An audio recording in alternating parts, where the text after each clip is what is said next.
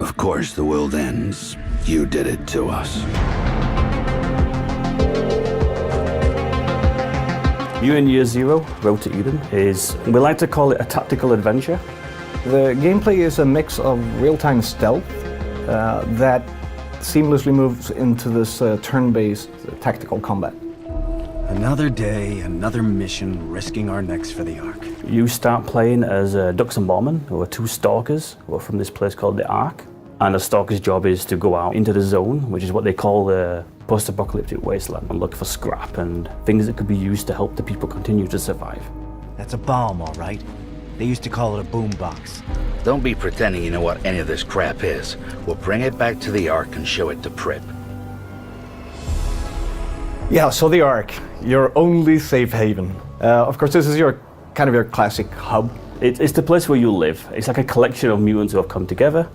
What it does for our mutants in this game is that you can go back there to upgrade your weapons. Anything from more grenade damage, to unlocking extra equipment slots, to even getting a discount in the shop.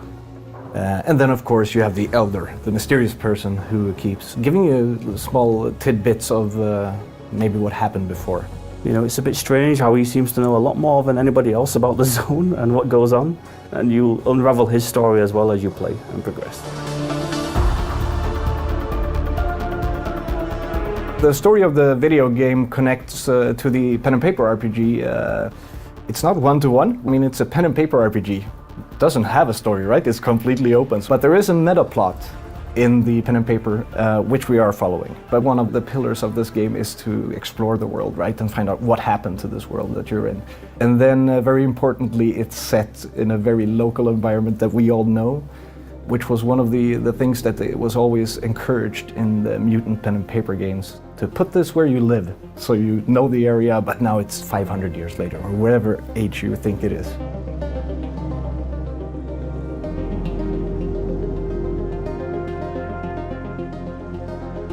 Half-Fish Studio is ex-Hitman developers, and we're big fans of tactical games. We all play them quite a lot, and the one thing that started to become obvious to us was that no one's really experimenting with the formula that much.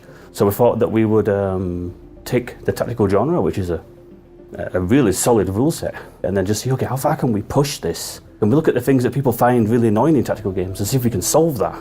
And we concentrated a lot on the getting in and out of tactical combat and bringing some of the stealth experience we have from making the Hitman games and applying that to our universe.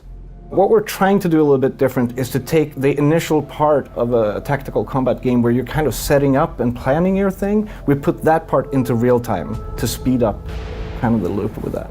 That gave us the opportunity to tell the story while you're the voyeur. As Hitman developers, we know that this works really well, right? Like when you're walking through, we can also tell a bit of story while you're setting up your ambush.